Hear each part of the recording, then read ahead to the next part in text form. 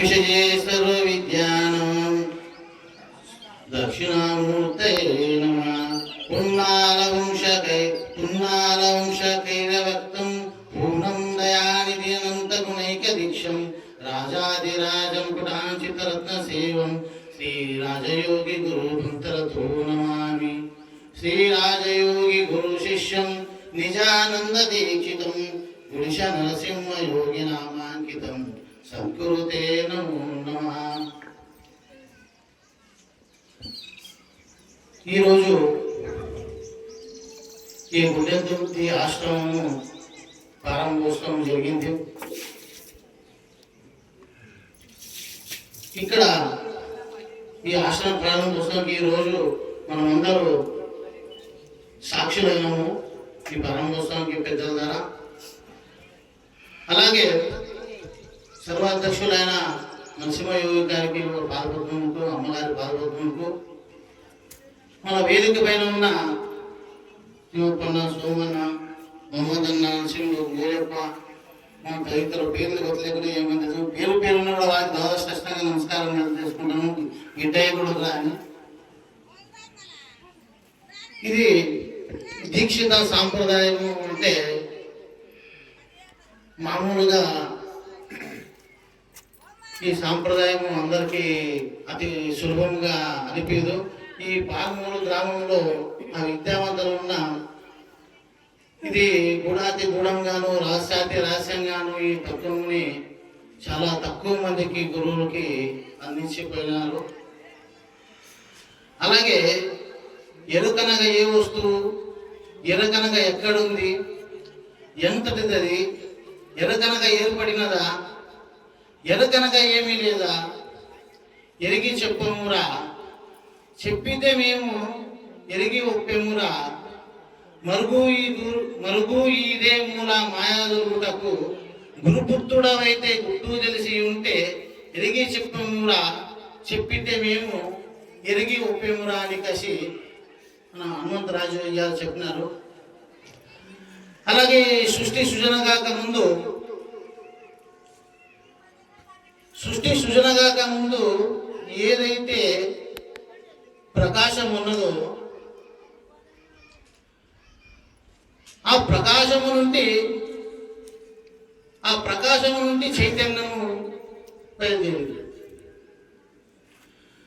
సృష్టి సృజన కాక ముందు ఉంటేనే జీవ సృష్టి పుట్టక ముందు, ఈ ప్రపంచం ఉత్పత్తి కాకముందు ఏ వస్తువు అయితే నిన్ను నివృత్తమై ముళ్ళుగుచ్చు సందులేకైతే ఏ ప్రకాశం అయితే ఉన్నదో ఆ ప్రకాశం నుండి చైతన్యము ఉద్భవించింది. అంటే ప్రకాశం పేరు కాదు, చైతన్యం కాదు. చైతన్యం నుంచి ప్రకాశం లేదు, ప్రకాశం నుంచి చైతన్యం లేదు. రెండు ఒక నాణ్యం నుంచే పదం లేదు. ఆ చైతన్యము ద్వారానే ఒక ప్రకాశము పుట్టించుకుంది. ఎందుకంటే శివరామ దీక్షితులు ఏమంటుంటే ఈ దృశ్యోత్తరమైన చరాచరము ఈ సృష్టి అంతా పుట్టనే లేదురా అని కసి దీక్షితులు అంటారు. అరే పుట్టలేదంటే మళ్ళీ ఇప్పుడు కనపడుతున్నదే, ఈ అగుపడుతున్నది విశ్వం అంతా, ఈ నడుస్తున్నదే, మరి పుట్టలేదని కసి దీక్షితులు చెప్పుతున్నాడు. ఎందుకంటే ఆయన దీక్షిత సిద్ధాంతంలో ఏమంటున్నాడంటే ఈ ప్రపంచము పుట్టనే లేదురా అని అంటున్నాడు. అది విచారిస్తే అది ఆధ్యాత్మిక విచారణ ద్వారా విచారిస్తే నిజంగాను పుట్టలేదు.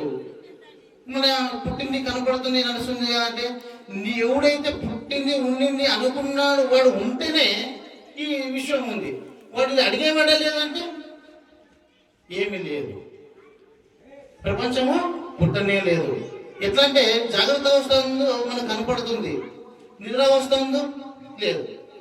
ఇది ఒకప్పుడు కనపడి ఒకప్పుడు కనపడకపోతుంది. కాబట్టి ఈ నీవే పుట్టలేవురా, నీవే లేవురా, ప్రపంచం పుట్టనే లేదురా, ప్రపంచం పుట్టలేదు, నీవే పుట్టలేవు అని అంటాడు. ఇది ఎంతవరకు సమంజసం అవుతుంది, ఈ వైద్యం అవుతుంది? ఈ రహస్యము, ఈ దీక్షిత సిద్ధాంత రహస్యములు అంత సులభంగా ఈ మధ్యకి అందాలంటే అది ఎంత సూక్ష్మ ప్రజ్ఞ కలిగి ఉండాలో అది గురువులు యాతిరిగి వాళ్ళకి బోధన అర్పించారు. మరి అదే చైతన్యం నందు, అదే ప్రకాశం చైతన్యం పుట్టి చైతన్యం నుండి ఒక ప్రకాశం బయలుదేరింది. అది ఎటువంటి ప్రకాశము? ఎటువంటి ప్రకాశం అది అంటే ఆ ప్రకాశమే ఈ జ్ఞానేంద్రియములు, ప్రాణేంద్రియములు, విషయేంద్రియములు, అంతరేంద్రియములు, కర్మేంద్రియములు, ఈ 25 ఇంద్రియములతోనూ నడుస్తుంది మన ఆ ప్రకాశం. ఆ ప్రకాశము 25 ఇంద్రియములు ఈ శరీరమునందే నడుస్తుంది. మనం నడిచి మన ఈ బహిర్గత విషయేంద్రియములు ఉండవు కదా. ఏమిటిది? శబ్దము, స్పర్శ, రూపము, రసము, గంధము. ఈ బాహ్య విషయముల నుంచి శ్రోత్రము ద్వారా శబ్దము నెరిగి, తొక్కు ద్వారా స్పర్శ నెరిగి, రూపము ద్వారా చక్షు ద్వారా రూపము నెరిగి, జుమ ద్వారా రుచి నెరిగి, ఘ్రాణము ద్వారా వాసన నెరిగి, ఈ 5 బాహ్యేంద్రియము నుంచి ఈ ఎరుగుతున్నది పంచేంద్రియం దాకా మనం ఒకే ఇంద్రియంకి చేరుతుంది, ఒకే ప్రకాశం చేరుతుంది, ఒకే ఇంద్రియం అనుభవిస్తుంది. అది ఏ ప్రకాశం? అది ఏ ఇంద్రియము? ఈ అనుభవించిన ఇంద్రియము దాన్ని దీక్షితులు అంటారు, ఈ చైతన్యమే మహామాయరా. మన ప్రకాశం ఎటువంటి ప్రకాశము?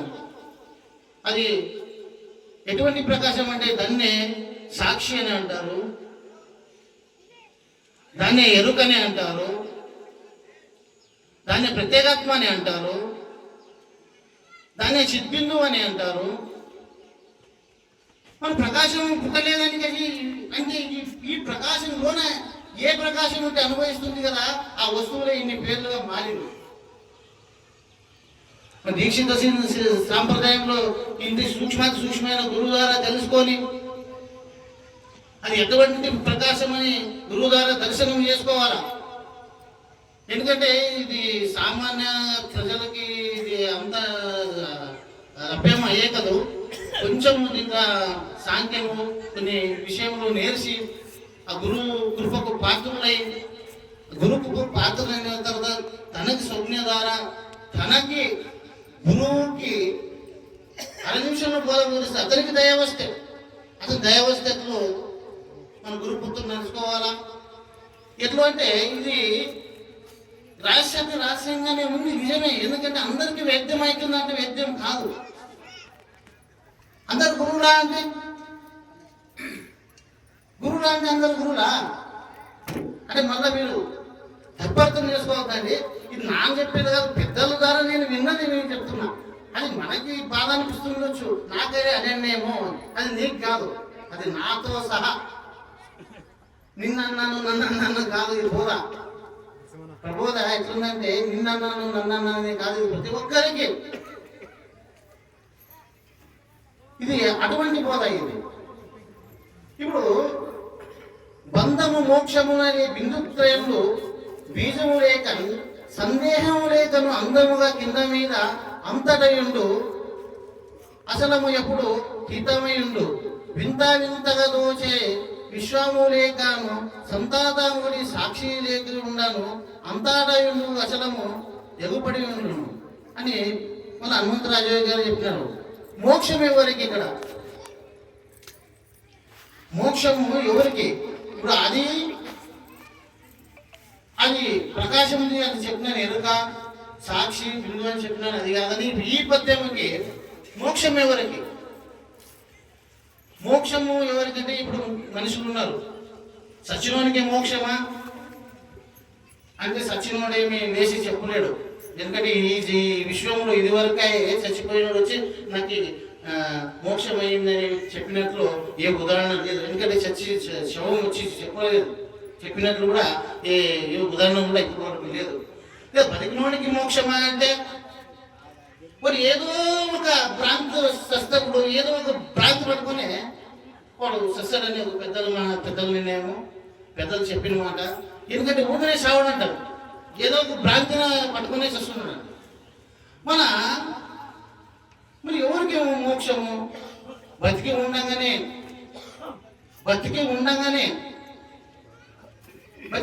అంటే భ్రాంతిరహితంగా చావడము అంటే చావడం అంటే ఎట్లా ఇది? ఒక ఉదాహరణకి పెద్దలు చెప్పినట్లు కొన్ని విత్తనములు తీసుకొని కొన్ని వేగించి తర్వాత అదే విత్తనములని పచ్చి విత్తనములతో వేసి నాటిన తర్వాత ఆ పచ్చి విత్తనములే మొలకెత్తవి, కానీ వేగిన విత్తనము మొలకెత్తదు. వేగిన విత్తనం మొలకెత్తదంటే ఆ అంకురత అనేది, అహం అనేది అంకురతని నశింపజేసింటాడు గురువు ద్వారా విన్నవాడు. ఆ అంకురతని నశింపజేసినక్కడ అవి మళ్ళా మొలకెత్తదు, భూమిలో ఉంటే కూడా, నీరు పడితే కూడా. అందుకే బతికినప్పుడే చావడం అనేది.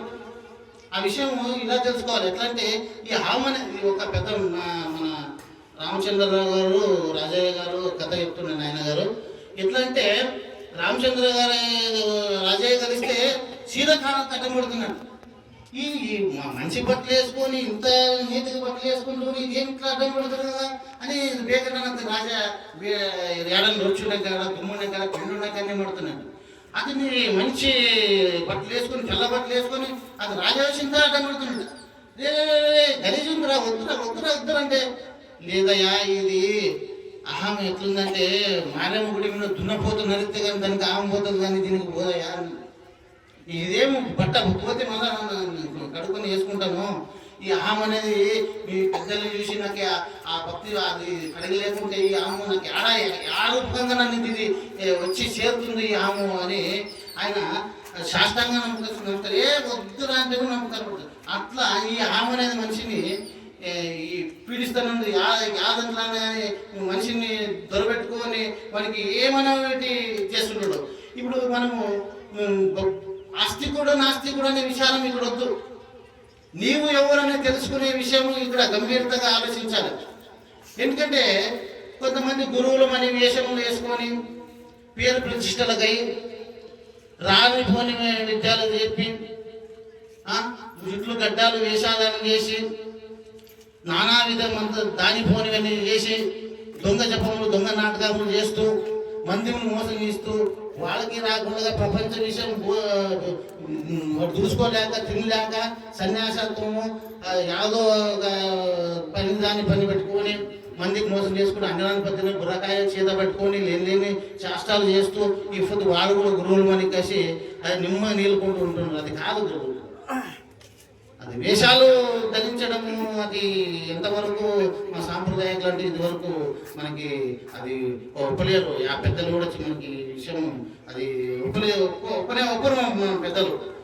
ఎట్లా సిద్ధాంతం కూడా కావాలంటే ఏం చేయాలంటే అన్ని మతము సిద్ధాంతములు కొన్ని అన్ని ఉండవు. సిద్ధాంతం ముక్తిని కలిగిస్తాయి, సత్యమిని ముక్తి ప్రసాదిస్తారు అని అన్ని సిద్ధాంతాల్లో కూడా అందరూ భ్రాంతిలో పడేసి ముక్తి కలిగిస్తారు. సచినక్కడ ఏం ముక్తి కలుగుతుంది? ఎవరు కూడా చెప్పినాడు అని మన సిద్ధాంతం కలుగుతుంది. మన సిద్ధాంతం ఏం కలుగుతుందంటే జరణ మరణ భ్రాంతి రహితం చేసే సిద్ధాంతం కానీ మంది అసలు సాంప్రదాయము ముక్తిని కలిగించి మోక్షం ప్రసాదించేది కాదు మన సిద్ధాంతం. మన సిద్ధాంతం ఏమి? జననమైన భ్రాంతి అనేది ఉన్నప్పుడు, జీవితం ఉన్నప్పుడే ఆ భ్రాంతిని తొలగించే పద్ధతిని దీక్షిత సిద్ధాంతము తెలియజేస్తుంది అని చెబుతూ మన ఈ అసలు గురువులు ఎట్లా ఉంటారు అంటే దండులు గాను, మహాదండులు గాను, సన్యాసులు గాను, దిగన జ్ఞానులు గాను వేషధారణం చేసుకొని మోసకృత్యాలు చేయకుండా ఇదే సంసారంలో అప్పటి నుంచి ఇప్పటి వరకు కూడా ఆ కాలం నుంచి ఆనాటి నుంచి ఈనాటి వరకు కూడా ఈ కలిగే ముందు కూడా గురుస్మరణ చేస్తూ సదృదయములుగా సంసారం అందే ఉండి శిష్యుల్ని భ్రాంతిరహిత ప్రబోధనకి ప్రసాదిస్తూ సంసారం అనేది ఉండి సహృదయులుగా ఉండి, ఎందుకంటే సద్హృదయాలు అనేది ముఖ్యం. గురువులు అనేది ముఖ్యం కాదు. సద్హృదయులు అంటే మంచివాడా చెడ్డవాడా అనే రెండు విషయాలు ఉంటాయి. అంటే రావణాసుడు కూడా మంచివాడే అనేదే, అంటే దుర్యోధనుడు కూడా మంచివాడు అనేదే, అంటే అందరు గురువులు మంచివాడు అనేదే. మన లోపల ఏ సాక్షి ఏ ఎరుకైతే ఉందో అది ఎట్లా ఆటాడిస్తుంది. మా నాయన చెప్తుండే, ఒక శిష్యుడు వస్తుందంట, వాడిట్లా వీడిట్లా అని చెప్పేది ఉండండి ఉన్నాను కానీ మళ్ళీ ఇంకొక నాడు మళ్ళీ కొన్ని ఏళ్ళ తర్వాత నాయన అది ఇట్లా నాయన ఇది ఇట్లా సరే అట్లా చేసి నువ్వు చూసుకుంటూ ఊపు. మళ్ళా కొన్ని అయినా వానికి ఒక అట్లా కొన్ని సంవత్సరాలు చెప్పేదాన్ని వానికి వస్తా జ్ఞానం పెరుగుతూ వానికి అనుభవం అయిన అది మా గురువు గారు చెప్పింది. ఆయన పోయిన తర్వాత ఇది ఇంకా అనుభవం నాకైనా ఎట్లా అంటే ఊరుకున్నానంట. ఏది ఊరుకున్నాను వానికి అనుభవం అంటే అది ప్రపంచం ఇది ఇట్లా ఉంది, ఇది మాయ ప్రపంచం, ఇది నాకు ఏంటి కంటున్నా నా గురువు అప్పుడు నాకు అర్థం కాలేదు, ఇప్పుడు అర్థమవుతుంది. ఎందుకంటే నా ఆ స్థాయికి వచ్చినప్పుడే అర్థమవుతుంది. ఊరుకున్నాడు ఏం జరుగుతుంది, నేను చెప్పుకుని పోతాను లేక విషయంలో అవుతుంది. ఏదైతే అంటించుకుంటావో అదే నేనే నానా విధముకి దుఃఖంకి దారితీస్తుంది. ఏది అంటించుకుని ఏముంటుంది, నువ్వేనేదన్నప్పుడు ఇంకేముంటుంది అక్కడ, ఏమి లేదు. అట్లే ప్రతి ఒక్కరూ అధీక్షిత సిద్ధాంతానికి వచ్చిన వాడు కానీ వేల సిద్ధాంతాలు ఉన్న మనకు వాళ్ళు గొడవద్దు. ఇంకొకరు చెవు కొరికేది కూడా అవసరం వద్దు, ఎవరు చెప్పేది వినేది అవసరం వద్దు. గురువు మంత్ర జ్ఞానం గాను గురు సేవ గాను ఆశ్రమం కట్టేది ముఖ్యం కాదు. ఏమో తిప్పుబడి కట్టచ్చు నడిపేది. ఇప్పుడు మనకి ఇతను కొత్త మన కట్టేది ఇప్పుడు చేస్తాడు. ఇప్పుడు దినం దీపరాజు మీద పనిపాటి వెంకటలా ముందు కథ ఉంది. ఓపెనింగ్ చేసిన మనకేసి సంతోషం పడేది కాదు, దాన్ని నడుపుకుని పోయేది కూడా అంతే గంభీరతంగా ఉండదు. అట్లే సదృదయగాను అందరితోనూ ప్రీతిపాత్రులుగాను ఈ అక్షర సాంప్రదాయ రహస్యమును తెలుసుకుంటూ రహస్యము తెలిసినంత మాత్రాన మంచివాడని కాసి కాదు, మంచి నడకలు నడుస్తూ త్రికరణ శుద్ధిగా ప్రవర్తిస్తూ ఈ గురుబోధని అంతే ఆనందంగా స్వీకరిస్తూ సంతోషంగా జీవనం నడపాలని అందరితో విజ్ఞప్తి చేస్తూ ఈ గుడ్డెంతోటి గ్రామం నందు ఈ నా 2 మాటలని అందరి ద్వారా ముగిస్తున్నాను. సద్గురు మహారాజుకు